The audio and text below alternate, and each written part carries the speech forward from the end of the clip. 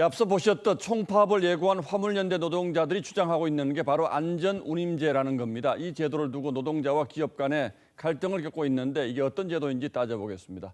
자, 최원희 기자, 먼저 안전운임제라는 게 어떤 제도입니까? 네, 쉽게 말해서 화물 노동자들의 최저임금입니다. 낮은 운임 때문에 한꺼번에 더 많이 싣고 더 빨리 다닐 수밖에 없어 사고에 내몰리니까 일정 수준의 임금을 보장하자는 취지입니다. 노동계의 요구로 2008년부터 논의를 이어오다가요. 문재인 정부 때인 지난 2020년에 도입이 됐는데요. 하지만 3년간의 한시적인 제도라 올해 말에 끝납니다. 자, 그런데 이 안전운임제라는 걸 모든 화물차를 대상으로 해달라는 겁니까? 현재 컨테이너와 시멘트 운반차에만 적용되고 있는데요. 전체 화물차 41만 대 가운데 약 6%가량 됩니다. 화물연대는 안전운임제 유지뿐 아니라 이 제도를 모든 차종과 모든 품목으로 확대해야 한다고 주장하고 있는데요. 예. 화물 노동자 약 400명을 대상으로 한 설문조사를 보면 제도 시행 후 졸음운전은 20%포인트 가까이 줄었고 과적은 15%포인트, 과속 경험도 13%포인트 가까이 감소한 걸로 조사됐습니다. 또 수입도 늘고 근로시간도 줄면서 이른바 워라밸도 좋아진 걸로 나타났습니다. 예, 물론 이렇게만 되면 좋겠죠. 그리고 일반 근로자들도 최저임금제라는 게 있지 않습니까? 그런데 우리 기업들 입장에서는 이게 왜 잘 안 된다는 거죠? 경영계는 이 제도 때문에 비용 부담이 크다고 호소하고 있습니다.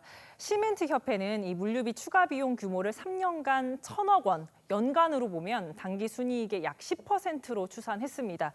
급격히 오른 이 물류 비용을 감당하지 못해서 시멘트 가격에 전가할 수밖에 없다는 게 업계 주장입니다. 경제단체들은 공급망 위기와 원자재 가격 상승, 물류비 인상의 삼중고라면서 우크라이나 전쟁 등으로 수송의 어려움이 더 크다고 우려하고 있습니다. 자, 기업 입장에서도 나름대로 이걸 이제 다 도입하기 어려운 현실적인 어려움이 있긴 있군요. 자, 그런데 이걸 도입하기 위해서는 어쨌든 사회적 공론화 과정이 필요할 텐데 해외 사례가 있다면 좀 도움이 되겠죠. 해외에서는 어떻게 하고 있습니까? 네, 선진국 중에서는 호주가 2012년에 안전운임제를 도입했습니다. 그런데 정권이 바뀌면서 운임과 도로 안전 사이에 명확한 연관성이 없다면서 2016년에 중단한 뒤에 현재는 새로운 기구를 논의하고 있습니다. 예. 당시 호주에서도 안전 운행이 보장된다, 농산물 배송 수익이 크게 줄었다며 양측 간 갈등이 굉장히 극심했다고 합니다. 우리도 현재 양측의 주장과 논리가 첨예해서 해법을 마련하기가 쉽지 않은 상황입니다. 안전운임이라는 거는 노동조합이나 해당 물류 노동자뿐만이 아니라 업계 그리고 우리 시민사회 차원에서도 위민이 될 수 있는 방식으로 협의.